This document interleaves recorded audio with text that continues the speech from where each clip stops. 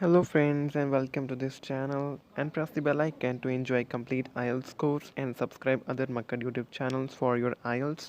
Check your listening band score at the end from this chart. Part 1.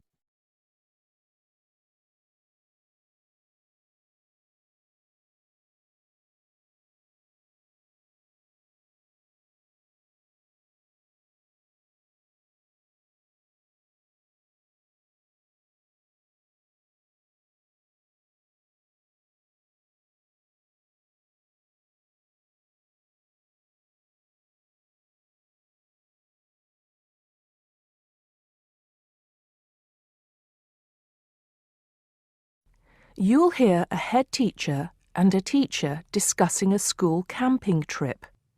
First, you have some time to look at questions 1 to 5.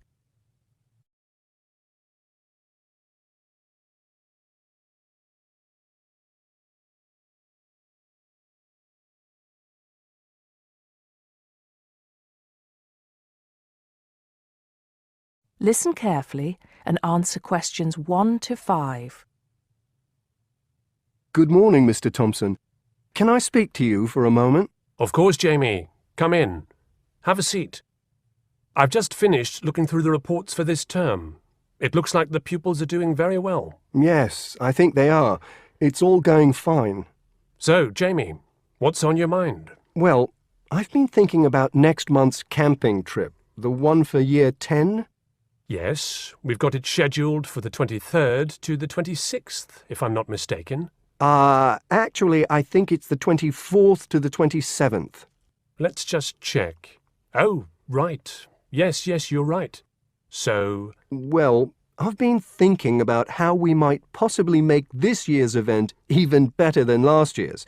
Not that last year's wasn't great, but... suggestions for improvement are always welcome, Jamie. So, what have you been thinking about? Well, to tell the truth, I wasn't completely happy with the camp we used last year. It was rather small, and I didn't feel that the grounds were particularly well kept. Go on. I did some searching, and I think I found the perfect spot. It's called Shepton Meadows, and... Is that the campsite in the Lake District? No, actually it's just outside Carlisle. It's a huge site, and it's on a lovely lake, Lake Brant, I believe it's called. Half the site is forested, and the rest, the actual camping area, is grassy. For kids that rarely get to see anything more than concrete, it's ideal. And the facilities are amazing. There's a basketball court, a large pool, and a football pitch. There are well-marked trails through the forest for hiking, and the lake is there for swimming and other water sports. I believe there's even a lifeguard service. That sounds like it might suit our purposes perfectly. Did you happen to find out about availability and cost? Yes, as a matter of fact, I did. I called them yesterday evening, and there are plenty of spots available. And because we're a non-profit organisation, they said they would give me a reduction in the price. If I remember correctly, we paid £5 a head last year. Yes, per night, right? Yes, each child paid £10 for the 2 nights. Well, at this campsite, it's only £4 per night. And they told me that if we had over 50 children, which we do, they could give us a further 10% off. That's very reasonable, isn't it? Well, from what you've told me, I think we should probably go ahead and book. Excellent. I'm sure the children will love it. I'm sure they will. Before you hear the rest of the conversation, you have some time to look at questions 6 to 10.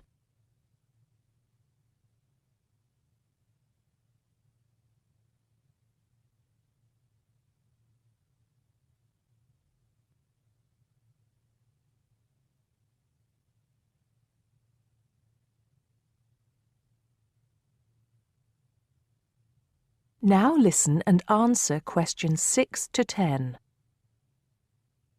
Now, Jamie, have you given any thought to an itinerary by any chance? As a matter of fact, I have. Wait 1 second. Yes, here it is. I've made a few notes. Okay, so, now, these are just ideas, of course. Yes, go on. Let's hear what you've got. Right. We time it so that we arrive at the camp around 7 on Friday evening. It'll still be light then, and we'll have plenty of time to set up camp and get ourselves settled in. At 8, we could have a barbecue, hamburgers and hot dogs, something that's nice and easy to prepare. And that children love. Yes. Then, lights out would be at 9:30, so the children will get a good night's sleep and be up bright and early at 7 on Saturday morning. Breakfast would be at 7:30, an hour's hiking from 8 till 9, and then a couple of hours at the lake. That would take us up to 11. I think that an hour of free time would then be in order. Let them have a chance to explore a bit on their own. Yes, great idea. And then? Let's see, a picnic lunch at 12, and then sports in the afternoon till 4. Another swim until 5, and then supper. After clean-up, around 6:30, we could have a talk-back session, where the children get a chance to discuss their day and anything else they might have on their minds. Then a campfire and sing-along at 8, back to the tents at 9:30, and, well, that takes care of Saturday. Excellent, excellent.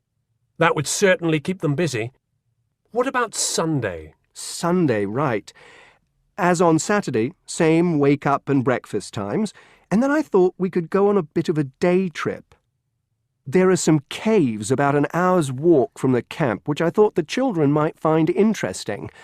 We could leave at 8, which would mean we'd get to the caves at 9. They could explore for a couple of hours, and we'd head back at 11. 12 o'clock would see us back at the meadows. An hour's swim, and then lunch at 1. Then we could have organized games in the afternoon until supper at 5. It would take us an hour to clean up our sites and pack up. We'd be on the buses at 6 and all set to head back into the city. Well now, you've certainly put a lot of thought into this, Jamie, and it's paid off. I think it sounds wonderful. I can't think of a thing that needs to be changed. Let's go for it. Brilliant. I'll get the itinerary printed up and put it up on the notice board this afternoon. That is the end of part 1. You now have half a minute to check your answers.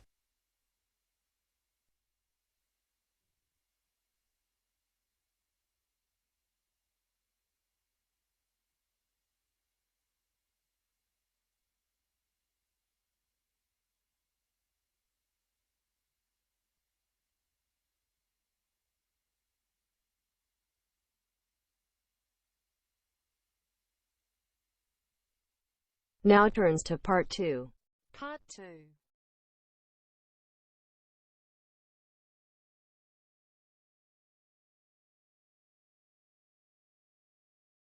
You'll hear a man giving information to a group of new university students.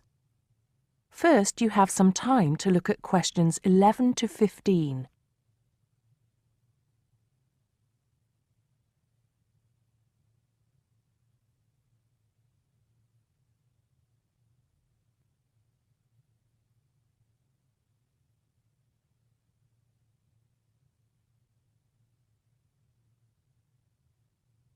Now listen carefully and answer questions 11 to 15. Good morning, University of Radstock students, and thank you for coming out today. As some of you may already know, my name is Scott Barnes, and I am the director of the Student Services Office here at the university. I'm here today to give you some information about what Student Services has to offer you. To begin with, let me just say that I feel that our office will play an important role in the way that all of you will experience your time here at Radstock as students. Primarily, our center is geared towards providing answers to any questions you may have. Because all of our reception staff are currently enrolled as students at Radstock, we feel that we're in an excellent position to deal with any issues you may face during your time here at the university. As I said earlier, the Student Services Office is mainly a place where you can have your queries answered. However, the office is more than that. For example, if you come and visit us, you can pick up your student discount cards. Now, with these cards, which come at no additional cost to you, you can take advantage of reductions of up to 40% on all forms of public transport in the city. In addition, the cards are honored at many shops and restaurants in the area, giving you the chance to save up to 35% off food, beverages, and other purchases. Our office is also the place you should visit if you would like to get involved in any of the 30 different clubs and societies available at Radstock. Come in any time between 10 and 3 on weekdays and sign up to become a member of the university choir or orchestra, the drama or debating club, the university trivia team. The list goes on and on. For new students, I cannot stress enough how vital it is to participate in the non-academic side of university life. Yes, we are here to work hard and do our best at our studies, but student life is also about having fun and meeting like-minded people. So, bearing that in mind, make sure that you get involved and enjoy yourselves. Before you hear the rest of the talk, you have some time to look at questions 16 to 20.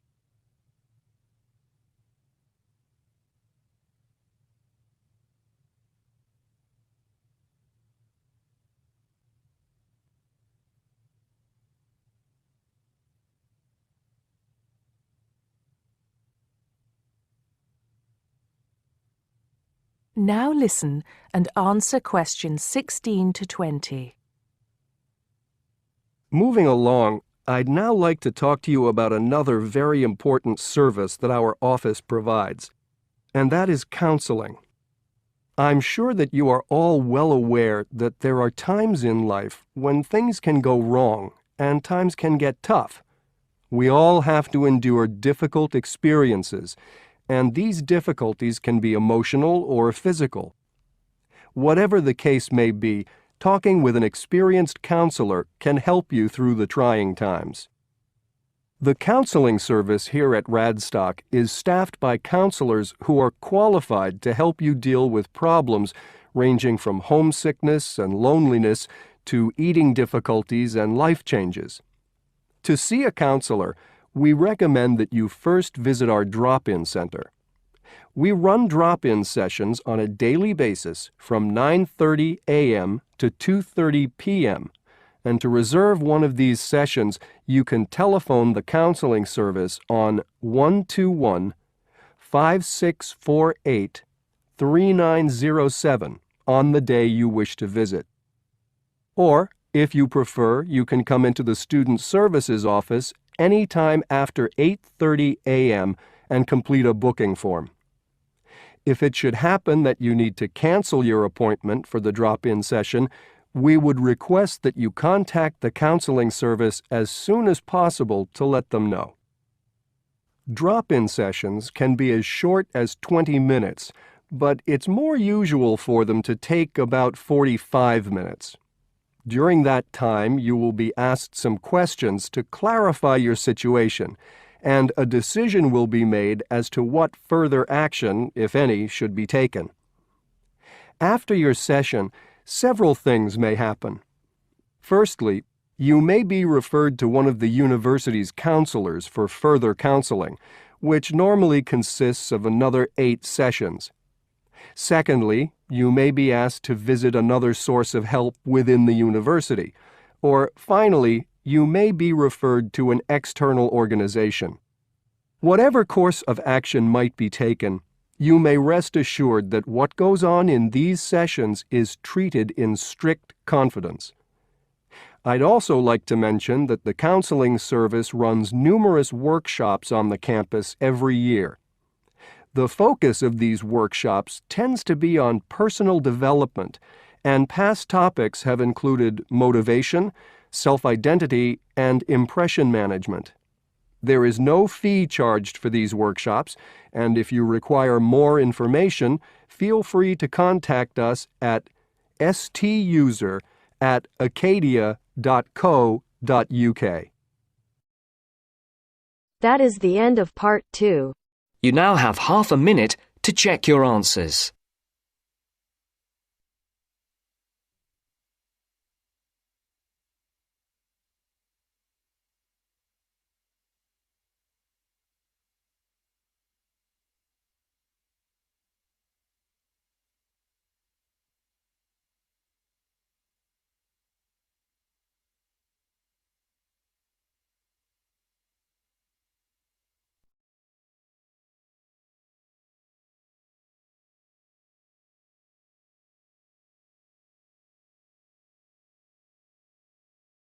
Now turns to Part 3.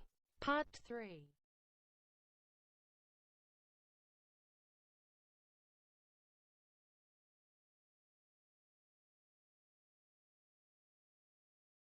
You'll hear a tutor and a student talking about the history of the scientific method. First, you have some time to look at questions 21 to 25.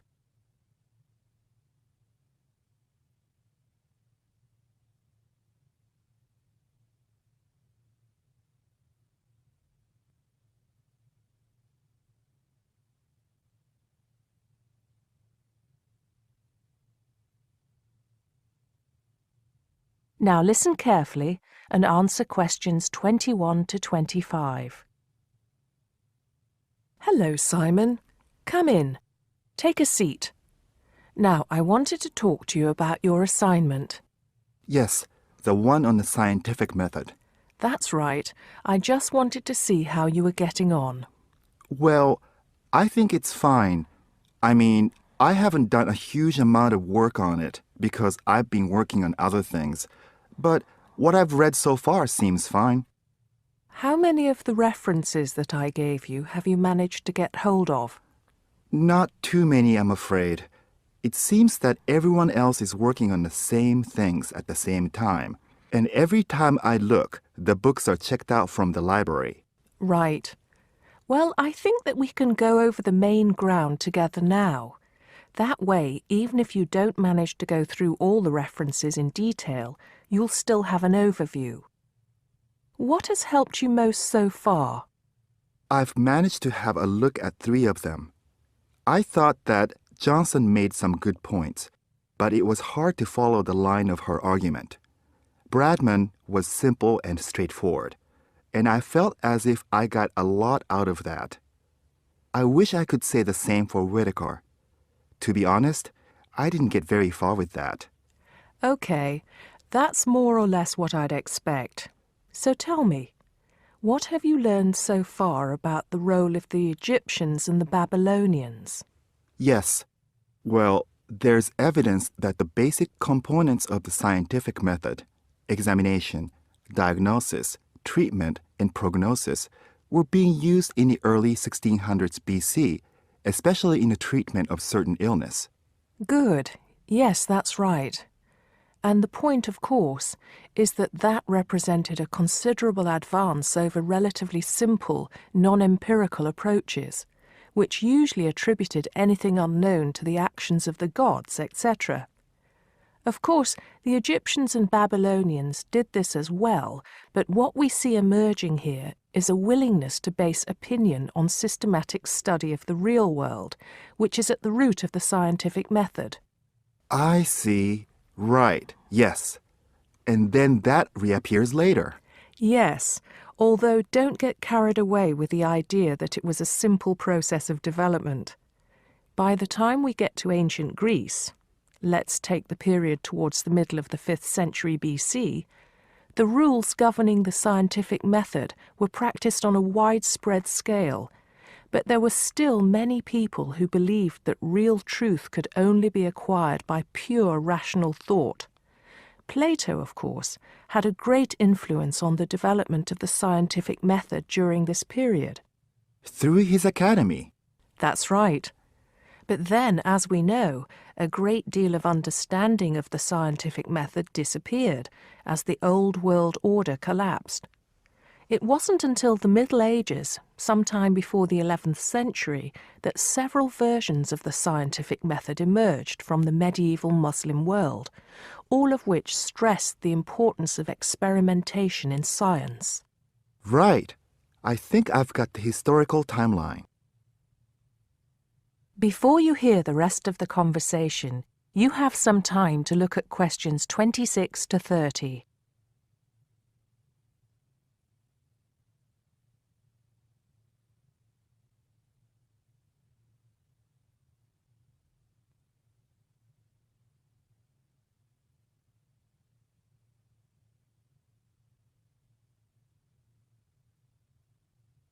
Now listen and answer questions 26 to 30.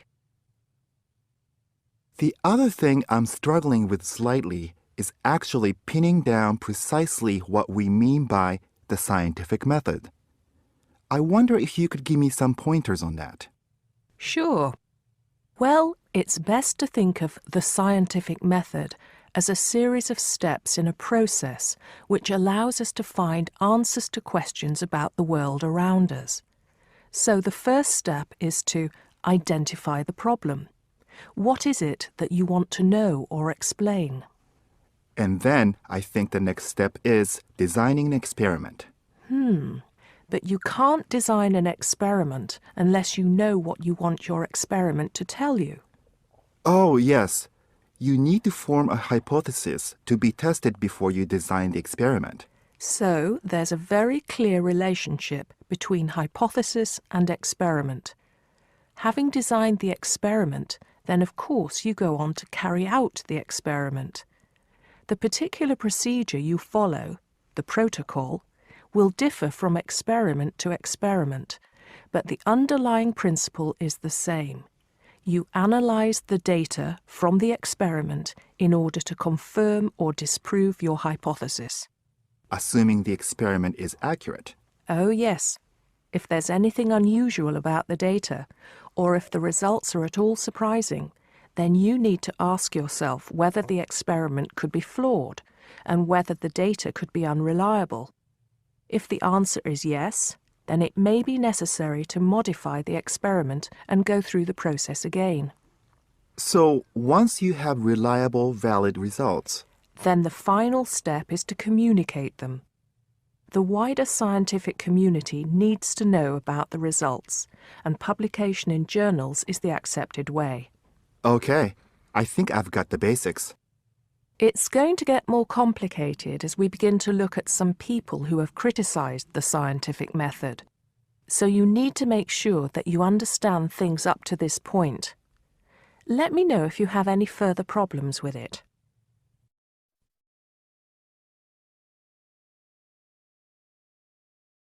That is the end of part 3. You now have half a minute to check your answers.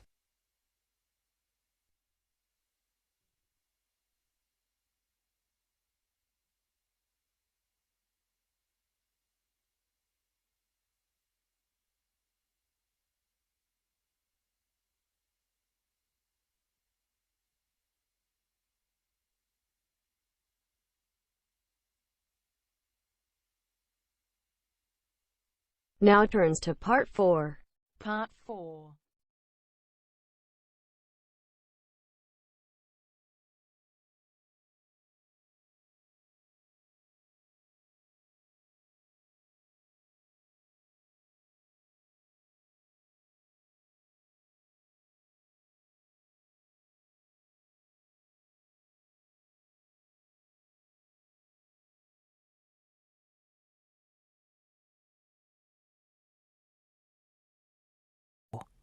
You'll hear a teacher talking about several British art galleries.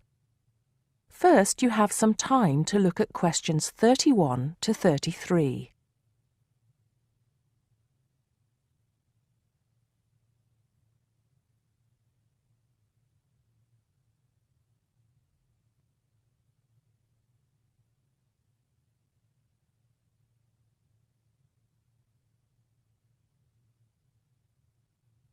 Now listen carefully and answer questions 31 to 33. Good afternoon. Welcome to the first class of V100 Art and History. The objectives of the course, as you will have seen if you've taken a look at the syllabus, include familiarizing yourselves with the vocabulary and language of art, learning about the basic elements of art and design, and finally, discussing historical periods as they pertain to art. The course will also give you the opportunity to visit some of the many galleries and museums that Britain has to offer. So, having said that, I'd like to spend the rest of today's class talking about 4 of the more important galleries that we will be visiting in the coming year. As most of you already know, or at least I hope most of you know, there are 4 Tate galleries in all. To begin, I'd like to tell you a little bit about the Tate Modern. Tate Modern is located in a very busy part of London called the South Bank. It's close to two world-renowned tourist attractions, St. Paul's Cathedral and Shakespeare's Globe Theatre. Now, interestingly enough, Tate Modern is housed in what was a power station built in several stages between 1947 and 1963. It was closed down in 1981 and reopened as a gallery in the year 2000. Tate Modern consists of 5 levels, with the Tate collection being shown on the 3rd and 5th levels. On level 2, the works of contemporary artists are exhibited, while level 4 is used for holding large temporary exhibitions. Since this museum opened, it has become a popular spot for both Londoners and tourists alike.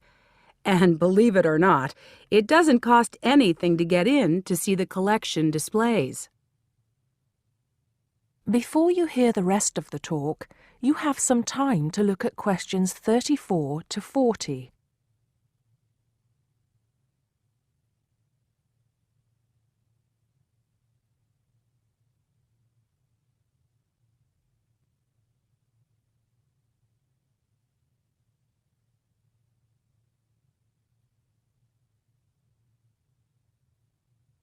Now listen and answer questions 34 to 40. Now, the second gallery I'd like to talk about is Tate St. Ives, which is in Cornwall. It was built on the site of a gasworks, and it overlooks Porthmeor Beach. Tate St. Ives is housed in a 3-story building that was designed by the architects Evans and Shalliff. It was established in 1993, 7 years before Tate Modern was opened, and the gallery exhibits the works of modern British artists, including members of the St. Ives School, a group of artists living and working in the area from the 30s onwards. In later lectures, we'll be looking at the work of some of the artists who belong to that group and the ways in which they influenced each other. Okay, am I going too fast for any of you? No? Good. Next, I want to talk about Tate Britain, which is a gorgeous gallery situated right in the heart of Westminster. Tate Britain was the first of the 4 Tate galleries to open, and it was established in 1897. It was built on the site of an old prison, and when it first opened its doors, it was called the National Gallery of British Art. Later, it became known as the Tate Gallery, after the man who founded it, Sir Henry Tate. During its lifetime, Tate Britain has been damaged twice, once by floodwaters from the River Thames, and once by bombings during World War II. This gallery has an interesting range of exhibitions of historic and modern art from 1500 up to the present day. Now, the last gallery I'd like to tell you about is called Tate Liverpool. It's not hard to figure out where this gallery is located, is it? It was opened in 1988 to exhibit displays from the Tate collection, and it also has a program of temporary exhibitions. Tate Liverpool is housed in what was once a warehouse, and for some years it was one of the biggest galleries of modern and contemporary art in the UK. Well, that's a brief overview of just a few of the galleries we'll be visiting. I'd like now to look in a little more detail at what you can expect to see in each of these galleries, starting with Tate Britain. That is the end of part 4. You now have half a minute to check your answers.